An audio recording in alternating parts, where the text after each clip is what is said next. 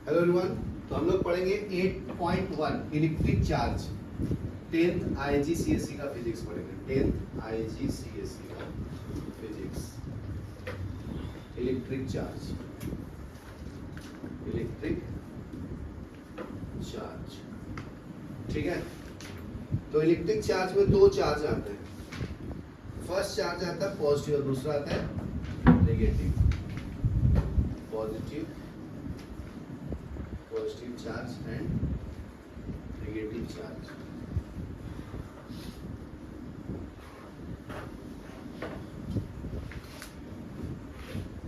ठीक है जी। तो पहला वर्ड क्या बोला है? अगर लाइक चार्ज रहेंगे, थर्ड पॉइंट, अगर पॉजिटिव चार्ज है तो क्या करेगा? रिपेल करेगा। ठीक है। अगर नेगेटिव भी रहेगा तो क्या करेगा? रिपेल करेगा। इसका मतलब क्या होगा? Like charge repel each other, like charge repel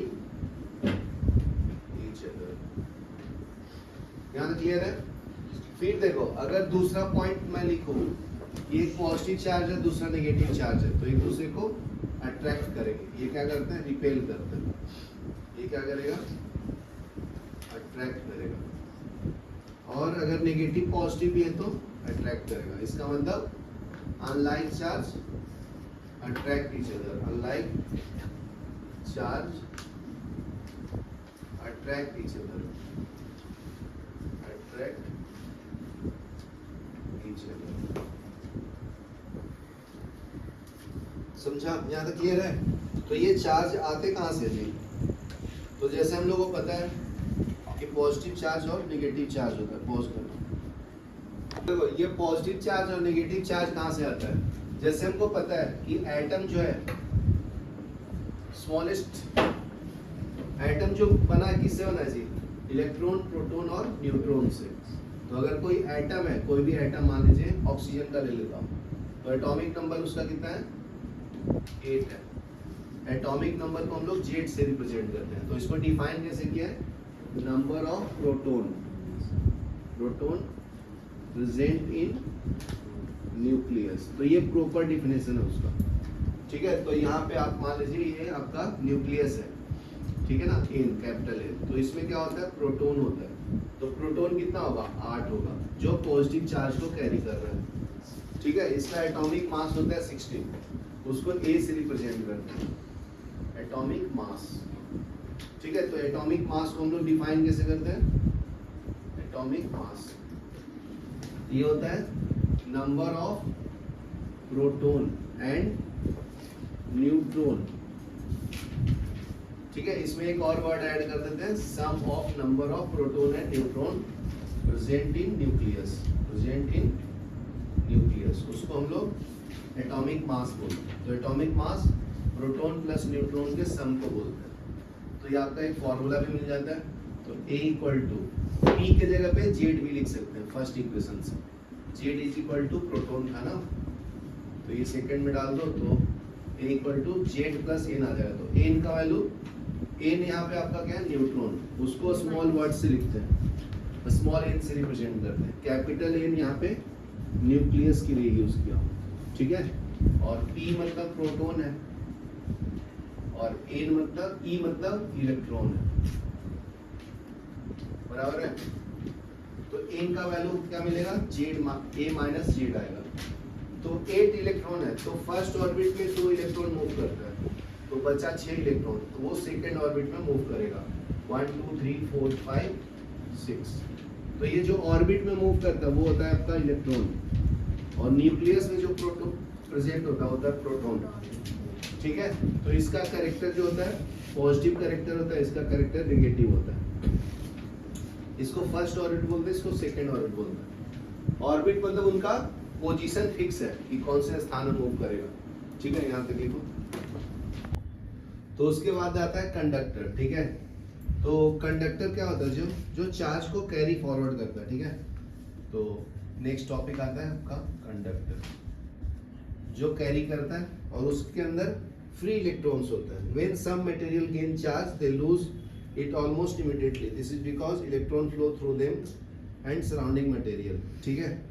तो जैसे मान लो फर्स्ट है कंडक्टर, तो कंडक्टर में फ्री इलेक्ट्रॉन्स होगा इसके लास्ट ऑर्बिट में, free electrons in last orbit. तो जैसे हम लोग डेली लाइफ में घर में जो वायर होता है उसमें मोस्टली कॉपर यूज करते हैं, कॉपर या एल्युमिनियम। तो ये क्यों यूज करते हैं? क्योंकि इसके लास्ट ऑर्बिट में इलेक्ट्रॉन है। पता कर लेते हैं। एल्युमिनियम का एटॉमिक नंबर है 13, 2,8,3। इसके लास्ट ऑर्बिट में 3 इलेक्ट्रॉन है। तो जो इलेक्ट्रॉन लास्ट ऑर्बिट में होता है उसको हम लोग वैलेंस इलेक्ट्रॉन बोलते हैं। तो इसका एक डिफिनेशन बता देता हूँ, वैलेंस इलेक्ट्रॉन। तो electron present in the last orbit, electron present in last orbit is called valence electron, is called valence electron, valence electron. तो इसके लास्ट ऑर्बिट में 3 इलेक्ट्रॉन है जो फ्री है, दूसरे से कंबाइंड नहीं है, ठीक है। तो ये गुड कंडक्टर हो जाता है जी। Conductors are material that let electron pass through them. तो अगर मैं डिफिनेशन बताऊं कंडक्टर का, तो ये आपका है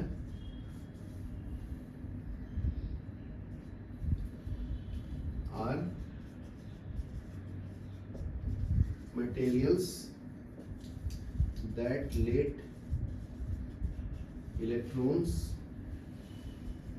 pass through them,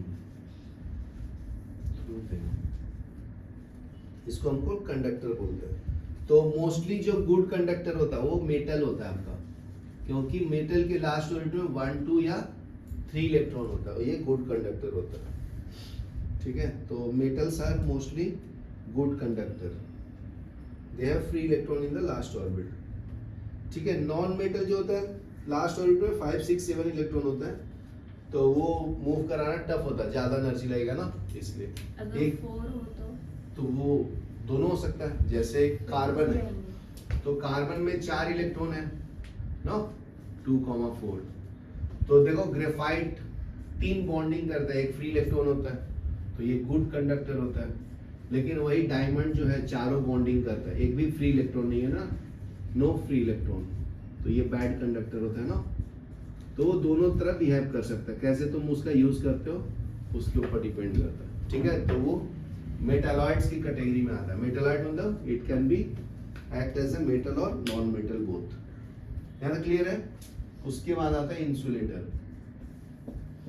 इंसुलेटर, तो इंसुलेटर के पास फ्री इलेक्ट्रॉन नहीं होता है, इसलिए वो बैड कंडक्टर की तरह काम करता है, ठीक है। Are materials that hardly conduct at all, conduct at all, ठीक है। their electrons are tightly held to atoms, are not free to move, their electrons are tightly held या held to atoms and are not free to move, इसको हम लोग bad conductor बोलते हैं, ठीक है।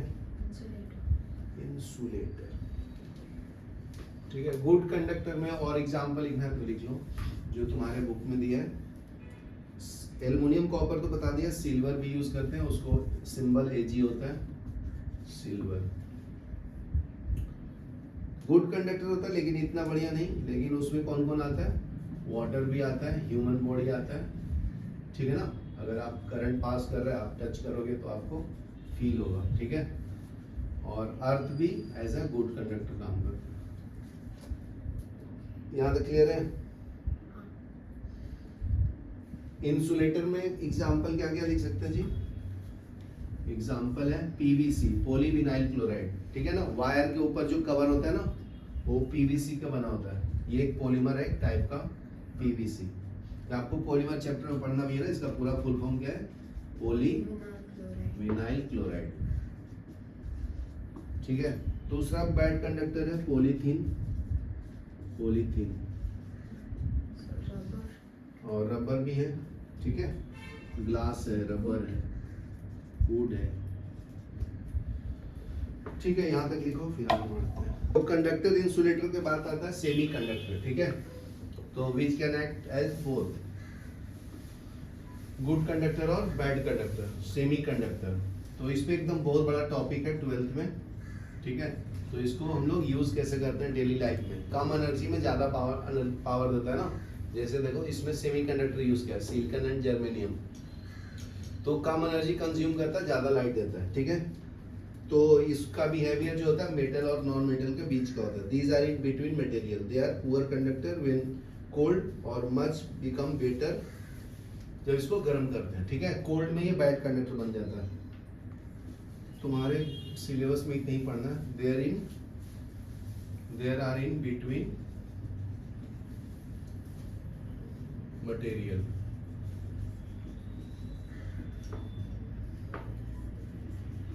they are poor conductors when cold, they are good conductor but much better conductor when warm, गर्म हो जाता है तो गुड कंडक्टर बन जाता है, ठीक है।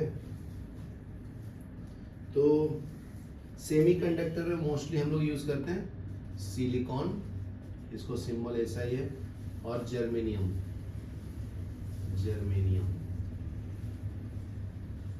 ठीक है। तो ये आपका चैप्टर खत्म हो गया 8.1। नेक्स्ट चालू होता है 8.2 इलेक्ट्रिक चार्ज 2, ठीक है। अभी चैप्टर नंबर 8.2 हो जाता है। चलो इसमें बोलता है अट्रैक्शन ऑफ अनचार्ज पार्टिकल, ठीक है ना। अनचार्ज पार्टिकल होगा तो आपस में क्या करते हैं, अट्रैक्ट हो जाते हैं ना। जैसे ये पॉजिटिव चार्ज है, ये नेगेटिव चार्ज है, इनका कितना भी डिस्टेंस मान लीजिए r है, ठीक है, ये पॉजिटिव चार्ज है, ये नेगेटिव चार्ज है। तो कूलम्स ने क्या बोला था कि जो फोर्स होगा वो directly proportional to product of the charge होगा and inversely proportional to square of the distance होगा, ठीक है। तो दोनों को कंबाइन कर दूंगा तो F इक्वल टू के Q1 Q2 upon R square आएगा। K कांस्टेंट है जिसकी वैल्यू होता है 1/4 पाई एप्सिलॉन नॉट, ठीक है। इतना तो बहुत ज्यादा बता दिया, इतना जरूरत नहीं आपको, यहाँ तक क्लियर है ना। तो इंड्यूस्ड चार्ज क्या होता है, जैसे मान लो एक ऑब्जेक्ट है, इस पे पॉजिटिव चार्ज है बहुत सारे, ठीक है। तो यहाँ पे गुड कंडक्टर आप लाओगे तो इसमें से कुछ चार्जेस इसमें चला जाएगा, उसको बोलते हैं इंड्यूस्ड चार्ज। क्या बोलते हैं, इंड्यूस्ड चार्ज, ठीक है। बहुत सिंपल है। जैसे मैं मान लो तुम लोग केमिस्ट्री पढ़ा रहा हूँ, ठीक है, बाजू में बैठी है वो, उसको नहीं पढ़ना है, फिर भी कुछ सुन के तो सीख जाएगी ना, तो उसको बोलते हैं इंड्यूस्ड नॉलेज, समझा।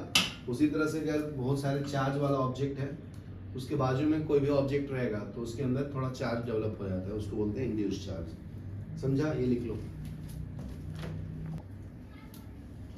तो अगर डिफिनेशन अगर लिखेगा कोई पूछेगा तो क्या बताओगे जी, इंड्यूस्ड चार्ज का, इंड्यूस्ड चार्ज का क्या है, charge that appear on uncharge object because of charge object nearby is called induced charge. तो लिख लो, charges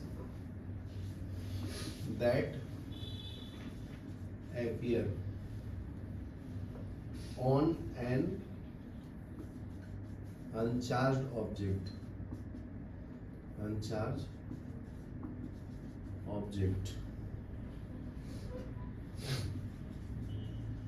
because of a charged object, ठीक है, nearby are called induced charge, ठीक है। नेक्स्ट देखो यूनिट ऑफ चार्ज, तो ये साइंटिस्ट के रिस्पेक्ट में देते हैं कूलम। यूनिट ऑफ चार्ज क्या है, कूलम है, C से रिप्रेजेंट करते हैं, कूलम को, एसआई यूनिट है। It is equal to the charge on about 6 billion electrons. ठीक है, 1 चार्ज का वैल्यू कितना है, 1 क्यू का 6 बिलियन इलेक्ट्रॉन के बराबर होता है। 1 चार्ज इक्वल टू 1.6 इंटू 10⁶ होता है ना।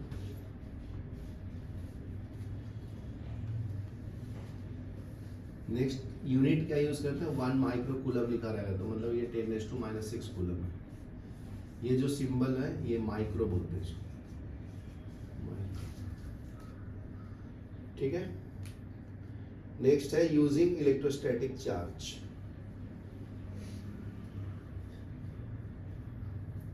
तो इसका कहाँ पे यूज होता है जी, ये चार्ज का, ये यूज करके हम लोग फोटोकॉपी करते हैं। जेरोक्स मारते हैं ना, जेरोक्स, तो देखो लेजर लाइट पास होता है ना, तो तुम्हारे जो ऑब्जेक्ट के ऊपर जो लिखा है वो दूसरे पॉइंट पे प्रिंट कर देता है दूसरे ऑब्जेक्ट पे, उसको हम लोग फोटोकॉपी भी बोलते हैं। ठीक है, और तीसरा यूज क्या है, इलेक्ट्रोस्टैटिक प्रिसिपिटेटर। इलेक्ट्रोस्टैटिक प्रिसिपिटेटर्स। ठीक है, ये क्या होता है, they are fitted to the chimney of some power station and factory. They reduce pollution by reducing tiny objects. तो इसके बारे में बताता हूँ। They are fitted to chimney of some power station and factories। ठीक है, they reduce pollution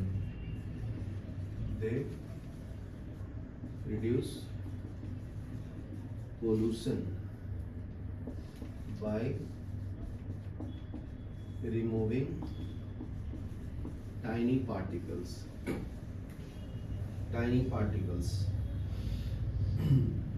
of tiny particle में ऐसा आएगा धुआं from waste gas। ठीक है, वेस्ट गैस में एसेस होते हैं। Inside the chamber of precipitator S is charge by wires. ये जो एस है उसमें चार्ज पार्टिकल भी आ जाते हैं। ठीक है, प्रिसिपिटेटर के कारण। तो ये भी लिखना है तो लिख लो, inside chamber of a precipitator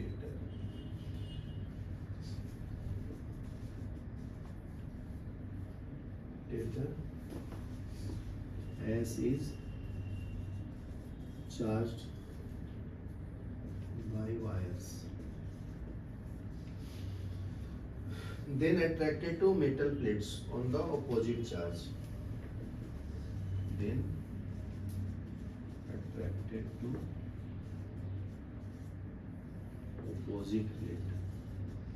opposite metal plates।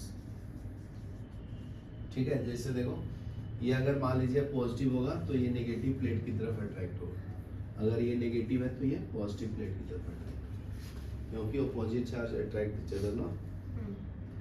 चलो ये लिख लो फिर आगे बढ़ो। तो ये हम लोग इलेक्ट्रोस्टैटिक चार्ज है, उसका हम लोग नेक्स्ट यूज हम लोग फोटोकॉपी में भी यूज करते हैं। फोटोकॉपियर्स।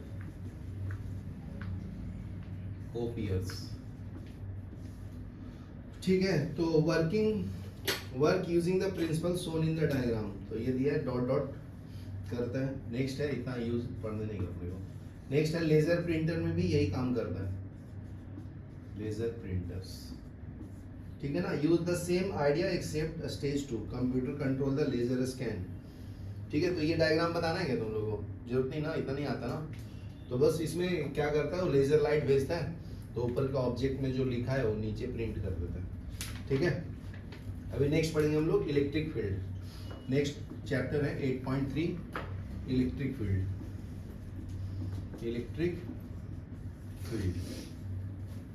ठीक है ना, तो बहुत सिंपल है। तो देखो अगर कोई पॉजिटिव चार्ज है ना, तो उसका जो फील्ड लाइंस होता है आउटवर्ड होगा, ये याद रखना पॉइंट। ये आपका इलेक्ट्रिक लाइंस है। इलेक्ट्रिक लाइंस, इसमें क्या आएगा आउटसाइड, बराबर ना। अगर नेगेटिव चार्ज होगा, नेगेटिव चार्ज, तो इलेक्ट्रिक फील्ड लाइंस इनवर्ड होगा ऐसा, इनसाइड या इनवर्ड, इसको इलेक्ट्रिक लाइंस बोलते हैं, इलेक्ट्रिक लाइंस। यहाँ तक क्लियर है? तो देखो अगर दो चार्ज रखा रहेगा, पॉजिटिव चार्ज और नेगेटिव चार्ज, तो पॉजिटिव चार्ज से इलेक्ट्रिक फील्ड लाइंस निकलेगा, नेगेटिव इन पे जाके खत्म होगा ऐसे, समझा? तो ऐसे बहुत सारे लाइंस निकलेंगे, ठीक है। वो लाइन जो होता है उसका सेपरेट पाथ होता है, वो इंटरेक्ट नहीं करेगा आपस में, ठीक है। Start from positive into the negative. अगर मैं ऐसा प्लेट भी रख दूं, पॉजिटिव प्लेट और नेगेटिव प्लेट, तो पॉजिटिव चार्ज से नेगेटिव चार्ज की तरफ इसका इलेक्ट्रिक फील्ड लाइंस होगा। तो ये डायग्राम इंपॉर्टेंट है बहुत, समझा? चलो ये लिख लो फिर आगे बढ़ो। नेक्स्ट देखो, अगर कर्व पॉइंट रहेगा और आयंस रहेंगे तो कैसे होगा जी? कर्व्स, पॉइंट्स एंड आयंस, तो ये इसका कर्व पाथ ऐसा है। तो अगर ये नेगेटिव चार्ज है, ये कर्व वाला, तो इलेक्ट्रिक फील्ड लाइंस कैसे होगा? इसके इनवर्ड की तरफ आएगा ऐसा ना, इसकी तरफ ही आएगा इलेक्ट्रिक फील्ड लाइंस, ठीक है। तो ये इलेक्ट्रिक फील्ड, तो देखो यहाँ पे कॉन्सेंट्रेटेड इलेक्ट्रिक फील्ड लाइंस दिख रहा होगा, देखो जब कम कर्व होता है तो इलेक्ट्रिक फील्ड लाइंस स्ट्रॉन्ग होता है, यहाँ पे very strong electric field lines आएगा। यहाँ तक क्लियर है? हाँ। तो अभी आयंस क्या होता है? आयंस तो पता ही है आप लोगों को, positive ion and negative ion, ठीक है। जिस पे पॉजिटिव चार्ज होगा उसको हम लोग कटायन भी बोलते हैं, ठीक है। और अगर नेगेटिव चार्ज है तो उसको हम लोग अनायन बोलते हैं, बराबर है। पॉजिटिव चार्ज कौन फॉर्म करता है? मेटल, क्यों? उसके लास्ट ऑर्बिट में 1 2 3 इलेक्ट्रॉन है। जैसे मान लीजिए एल्युमिनियम है, 13 एटॉमिक नंबर 283, ये लास्ट ऑर्बिट का इलेक्ट्रॉन लूज कर दिया 3, तो इस पे चार्ज आएगा Al3+, 3 इलेक्ट्रॉन बाहर आएगा, ठीक है। तो जब न्यूट्रल एटम है तो उसमें इलेक्ट्रॉन भी 13 है और प्रोटॉन भी 13 है, ठीक है। जब ये 3 इलेक्ट्रॉन लूज कर दिया तो इलेक्ट्रॉन अभी 10 हो गया जी, प्रोटॉन कितना हो गया? 13। तो प्रोटॉन के ऊपर चार्ज क्या है? पॉजिटिव, इसलिए पॉजिटिव चार्ज लिखते हैं। यहाँ तक क्लियर है? अभी नेगेटिव चार्ज कौन शो करता है? Non metal. नॉन मेटल का जो लास्ट ऑर्बिट का इलेक्ट्रॉन है वो है आपका 5 6 7, तो ये इलेक्ट्रॉन गेन करता है नॉन मेटल, ये क्या करता है? गेन ऑफ इलेक्ट्रॉन, ये नेगेटिव चार्ज फॉर्म करता है। गेन ऑफ इलेक्ट्रॉन को हम लोग रिडक्शन बोलते हैं। ये मेटल क्या करता है? Loss of electron, loss of electron, loss of electron को ऑक्सीडेशन बोलते हैं, ठीक है। तो ये अलग से एक चैप्टर पढ़ना है जिसको हम लोग रिडॉक्स रिएक्शन बोलते हैं, बराबर ना। तो नॉन मेटल का एग्जांपल ले लेते हैं। ऑक्सीजन 8 है, 2,6, तो ये 2 इलेक्ट्रॉन गेन करेगा, क्या बनाएगा? O2-, बराबर है। नाइट्रोजन का एटॉमिक नंबर 7 है, 2,5, 3 इलेक्ट्रॉन गेन करेगा, N3- आएगा, बराबर है। तो ये बना लेता है अनायन, और ये 0 चार्ज से नेगेटिव चार्ज में गया तो डिक्रीज इन ऑक्सीडेशन स्टेट हो गया इसका, डिक्रीज इन ऑक्सीडेशन स्टेट, उसको हम लोग रिडक्शन बोलते हैं। यहाँ क्लियर है? चलो ये लिख लो, फिर करंट इन सिंपल सर्किट पढ़ेंगे। नेक्स्ट पढ़ेंगे current in a simple circuit जी। तो इतना जो चार्ज पढ़े हम वो उसका कहीं तो यूज करेंगे, तो ये सर्किट के अंदर करंट फ्लो करवाएंगे इसको, ठीक है। Current in a simple circuit, तो उसके लिए क्या चाहिए अपने को? बैटरी एक चाहिए, ऐसा एक बल्ब लगाते हैं, ठीक है, इसके अंदर एक बैटरी लगाते हैं, ठीक है। प्लस माइनस, एक पॉजिटिव नेगेटिव रहेगा तो उसको हम लोग सेल बोलते हैं। पॉजिटिव टर्मिनल को बड़ा से रिप्रेजेंट करते हैं, ये पॉजिटिव टर्मिनल है, और ये आपका नेगेटिव टर्मिनल को स्मॉल डंडी से लगाते हैं, नेगेटिव टर्मिनल बोलते हैं उसको। ठीक है, एक पॉजिटिव नेगेटिव टर्मिनल होगा उसको सेल बोलेंगे, ठीक है ना। अगर ज्यादा सेल यूज करेंगे तो उसको कॉम्बिनेशन ऑफ सेल को बैटरी बोलते हैं। क्या क्लियर है? तो ये क्या करेगा, करंट फ्लो करवाएगा जी। करंट फ्लो होता है पॉजिटिव से नेगेटिव की तरफ, समझा, और इलेक्ट्रॉन फ्लो होता है नेगेटिव से पॉजिटिव की तरफ। तो ये आपका फ्लो ऑफ इलेक्ट्रॉन है, ये आपका फ्लो ऑफ करंट है। यहां तक क्लियर है? ओके। तो देखो, electric cell can make electron move. तो फर्स्ट पॉइंट आपका लिखा है, इलेक्ट्रिक सेल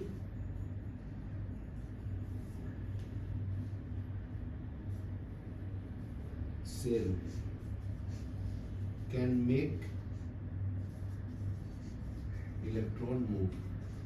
तो इलेक्ट्रॉन मूव कैसे करता है, negative to positive, flow of electrons move from negative to positive, समझा। और करंट का डायरेक्शन क्या होता है, current move from positive to negative, ठीक है। ये कॉम्बिनेशन हो गया जी। तो कॉम्बिनेशन ऑफ सेल को हम लोग बैटरी बोलते हैं, तो इसका भी डिफिनेशन लिख लो।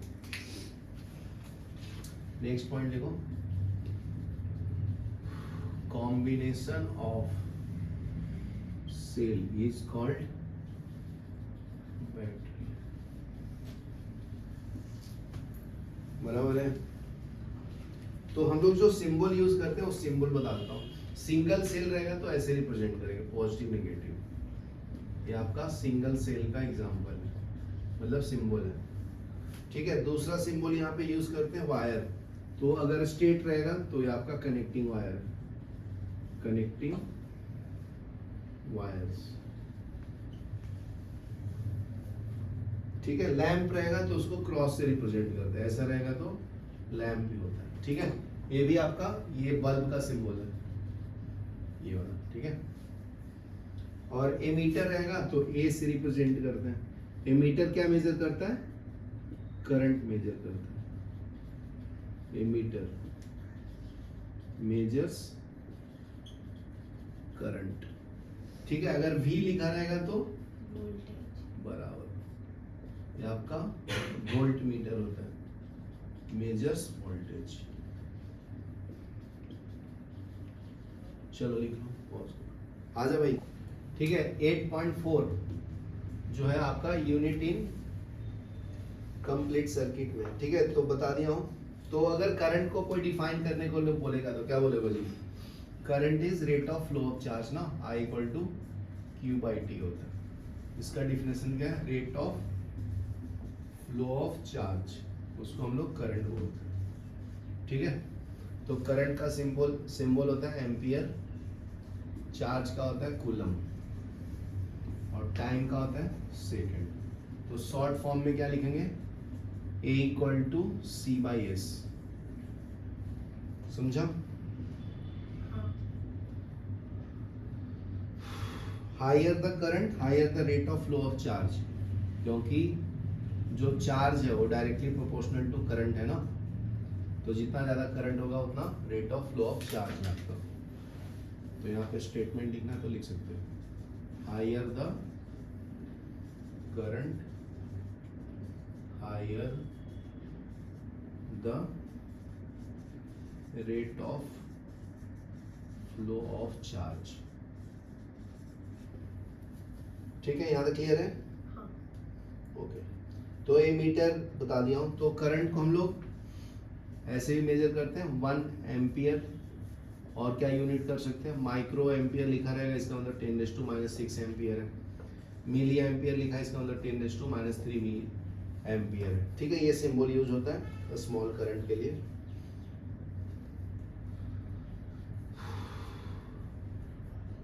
तो करंट डायरेक्शन तो बता दिया ना, पॉजिटिव से नेगेटिव तरफ होता है, तो उसको हम लोग डायरेक्शन ऑफ करंट बोलते हैं या करंट डायरेक्शन।